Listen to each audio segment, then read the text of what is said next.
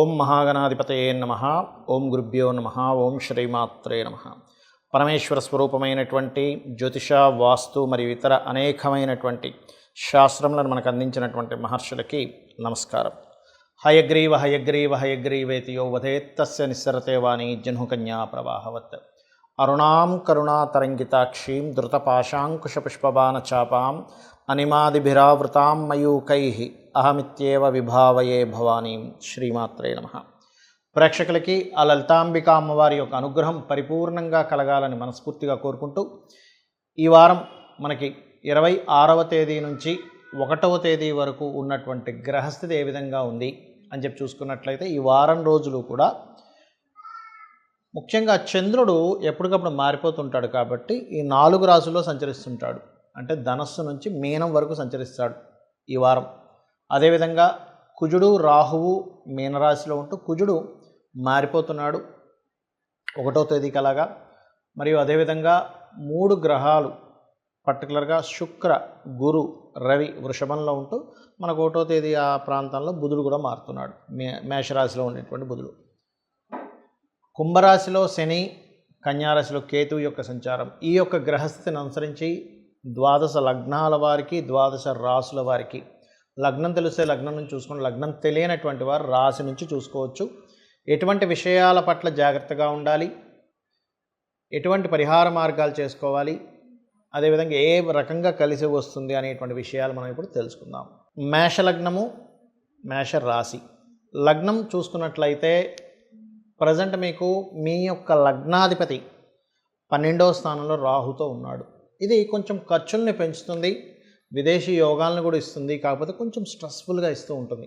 కాకపోతే 2వ స్థానంలో ఉండేటువంటి గ్రహాలు పెరుగుతున్నందుకు అస్తంగత్వ దోషంలో ఉన్నప్పటికీ కొన్ని విషయాలు, కొంత ధనం స్ట్రక్ అయిపోయి ఉన్నప్పటికీ కొంత ధనం రావడము, మనీ సంబంధించినటువంటి విషయాల్లో కాస్త బాగా కలిసి రావడం అనేటువంటిది కూడా ఉంది. ధనయోగం కూడా పెరుగుతుంది, అందులో ఎటువంటి సందేహం లేదు.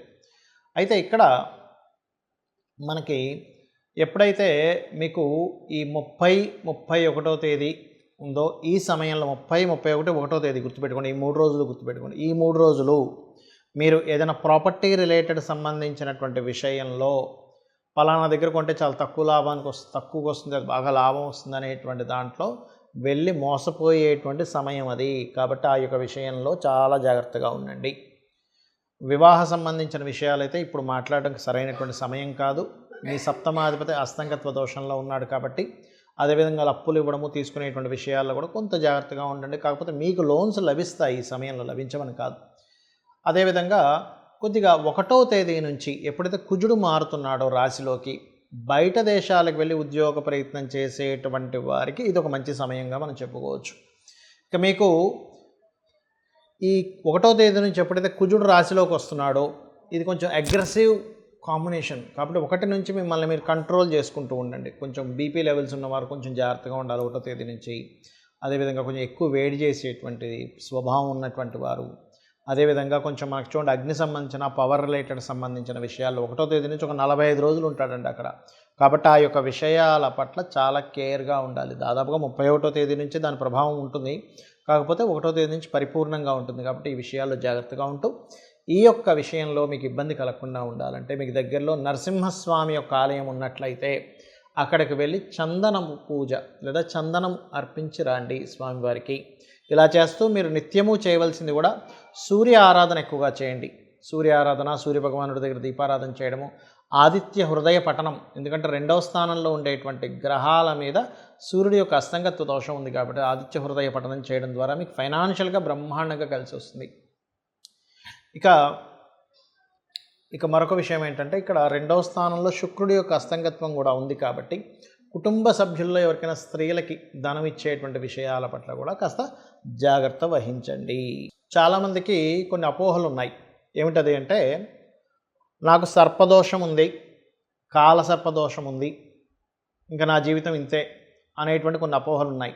లేదా శని యొక్క మహాదశ నడుస్తుంది, లేకపోతే ఏల్నాడు శని నడుస్తుంది, అర్ధాష్టమి శని నడుస్తుంది, అష్టమ శని నడుస్తుందని, లేకపోతే నక్షత్రం బాగలేదు, మా ఇంట్లో 3కి ఒకే నక్షత్రం ఉంది, లేకపోతే 4కి ఒకే నక్షత్రం ఉందని, ఇలాంటి అపోహలన్నీ ఉన్నాయి. ఒకటే గుర్తుపెట్టుకోండి, శాస్త్రంలో ఎక్కడా కూడా మీకు కాలసర్ప దోషం ఉంటే ఇంకెందుకు పనికిరారని ఎక్కడా లేదు. చూపించండి, ఎవరైనా ఎక్కడైనా ఉంటే నాకు చూపించండి.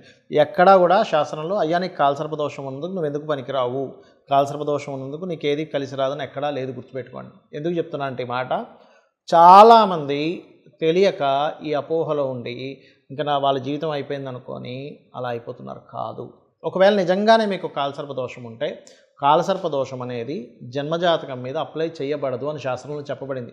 కాలానికి అప్లై చేయాలంటే ఈ దేశంలో, ఈ నగరంలో, ఇక్కడ ఇలాంటివి వస్తాయి, సునామీలు వస్తాయి, ఇట్లాంటివి చెప్పబడింది. కాబట్టి దయచేసి వాటిని మైండ్లో పెట్టుకొని అనవసరంగా మీ బంగారు భవిష్యత్తును పాడు చేసుకోకండి. సింపుల్ ఒకటే, ఒకవేళ నిజంగా మీకు సర్పదోషమే ఉందనుకోండి, చక్కగా నాగప్రతిష్ఠ చేయించుకోండి. టోటల్గా దోషం పోతుంది. అది నాగప్రతిష్ఠ కనుక మీరు చేయించుకుంటే పోతుంది. లేదంటే అంత స్తోమత లేదు మాకు, ఏమీ కంగారు పడక్కర్లే, కాళహస్తి వెళ్ళిరండి. అలా కాదండి నేను కాళహస్తి కూడా వెళ్ళలేను, ఏమి టెన్షన్ పడక్కర్లేదు. రాహుకేతువుల దగ్గర దీపారాధన చేయండి. జస్ట్ దీపం వెలిగించండి. రావి చెట్టు ఉంటుంది కదా, రావి చెట్టు చుట్టూ మీరు ప్రదక్షిణం చేయండి, చాలు, క్లియర్ అయిపోతుంది. అమ్మవారిని నమ్ముకోండి. గణపతిని, దుర్గాదేవిని ఓం గణాధిపతయే నమః, ఓం దుర్గాయ నమః అనుకోండి. ఎటువంటి సర్పదోషం ఉన్నా తొలగిపోవాల్సిందే. ఇంకా ఎక్కువగా ఉందండి అనుకుంటే సర్పసూక్తం చదవండి, చాలు. ఇక ఏలినాడ్సన్ దగ్గరికి వద్దాం. చాలామందికి ఏంటంటే నాకు పలానా రాసి ఏలినాడ్సని, అందుకే నాకు ఈ దారిద్ర్యం పట్టుకుంది, అందుకే నాకు ఏది కలిసి రావట్లేదు అనుకుంటారు. నిజమే, కొంతవరకు స్లో అవుతాయి పనులు, నేను కాదనట్లేదు. కానీ ఒకటే గుర్తుపెట్టుకోండి, ఏలినాడ్సని సమయంలో నేను ఎంతమంది ప్రెసిడెంట్లు అయ్యారు, ఎంతమంది సీఎంలు అయ్యారు, పీఎంలు అయ్యారు అని చెప్తూ వచ్చాను చాలా వీడియోలో. ఆయా ఏలినాడ్సని నడుస్తుంది, వీళ్ళు పీఎంలు అయ్యారు, వీళ్ళు సీఎంలు అయ్యారు, అందుకే అని చెప్పారు. ఎందుకు అంటే ఏలినాడ్సని కానీ కాలసర్ప దోషం కానీ ఒక గొప్ప స్టేజ్కి కూడా తీసుకెళ్తుంది. ఇది గుర్తుపెట్టుకోవాలి ఎప్పుడు కూడా మనం. సరే, మీకు ఒకవేళ ఏలినాడ్సని నడుస్తుంది అనుకోండి, మీరు ఏం చేయాలంటే ఒకటే గుర్తుపెట్టుకోండి. ఏమిటది అంటే, మీరు గనక రెగ్యులర్గా యువకులైతే మధ్యాహ్నం పూట నిద్రపోకూడదు, నూనెని దానంగా ఇస్తూ ఉండండి. ఆలయంలో దీపారాధన కోసం ఇస్తూ ఉండండి. నరసింహస్వామి, ఆంజనేయ స్వామి లేదా సుబ్రహ్మణ్యేశ్వర స్వామి ఆలయాలకు వెళ్ళండి, ఖచ్చితంగా క్లియర్ అయిపోతుంది. ఇక ఇక్కడ ఇంకొక అపోహ ఉంది అందరికి. ఏమిటది అంటే, ఎప్పుడు ఏదో బాధతో ఇబ్బంది పడుతూ ఉంటారు. వాళ్ళు సింపుల్గా ఎప్పుడు నా చిన్నప్పటి నుంచి నేను బాధలే పడుతున్నానండి అనే వరకు ఒక అద్భుతమైన మంత్రం చెప్తాను. దాన్ని మించిన మంత్రం ఈ ప్రపంచంలో లేదు, గుర్తుపెట్టుకోండి. అదేమిటి అంటే ఓం మధుసూదనాయ నమః, ఓం శ్రీమాత్రే నమః. ఈ రెండు కలిపి చేయండి. ఖచ్చితంగా మీరు ఎంత గొప్ప స్టేజ్కి వెళ్తారంటే, మీరు బాధలో ఉండడం కాదు, ఇంకొక 1000 మంది, 1,00,000 మంది, 1,00,00,000 మంది బాధల్లో ఉన్న వాళ్ళని ఏం కాదనేటువంటి ధైర్యం ఇచ్చేటువంటి పొజిషన్లోకి వెళ్ళగలుగుతారు. ఇక ఒకే నక్షత్రం ముగ్గురుకుంది, నలుగురుకుంది, మా ఇంట్లో అందరికీ ఉంది, దోషమా? ఏమీ కాదు, కంగారు పడకండి. ఎందుకు భయపడతారంటే, ఒకే నక్షత్రం ఉన్న వాళ్ళకి ఏలినాడ్సన్లు, అర్ధాష్టమిశలు, అష్టమిశలు ఒకటే వస్తాయని బాధపడతారు. కానీ శాస్త్రంలో ఎక్కడా కూడా ఒకే నక్షత్రం గల వాళ్ళు ముగ్గురు ఒకటేసారి ఒకే ఇంట్లో ఉండకూడదని లేదు, అసలు లేదు. అలాగా శాస్త్రంలో లేదు. ఎవరైనా మధ్యలో వాళ్ళు చొప్పించి రాసి ఉండాలి, కానీ శాస్త్రంలో ఋషి ఎక్కడ మనకు చెప్పలేదు. ఇది గుర్తుపెట్టుకోండి. మనకి మహర్షి ఎక్కడా కూడా ఒకే నక్షత్రం గల వాళ్ళు ముగ్గురు, నలుగురు ఒక ఇంట్లో ఉండాలని కానీ ఉండకూడదని కానీ ఏమీ లేదు, గుర్తుపెట్టుకోండి. కాబట్టి ఇటువంటి మూఢత్వమైనటువంటి వాటిని నమ్మకండి. శాస్త్రంలో ఏం చెప్పారు, మహర్షి ఏం చెప్పాడు మనకి, అది జెన్యూన్, అది కావాలి మనకి. ఏదో పిచ్చి పిచ్చివన్నీ పెట్టేసుకొని ఇంక ఇది నాకు కలిసి రాదు, ఏలినాడ్సని వచ్చింది కాబట్టి నాకేం కలిసి రాదు, సర్పదోషం ఉంది కాబట్టి నాకేం కలిసి రాదు, అది కాదు. వీటన్నిటినీ ఆపరేట్ చేసేది అమ్మవారు. అమ్మవారిని నమ్ముకోండి. 100% మీరు ఏ స్టేజ్ కంటే ఆ స్టేజ్కి వెళ్తారు.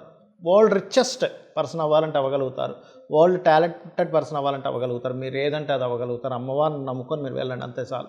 ఇంకేం చేయకండి. శ్రీమాత్రే నమః.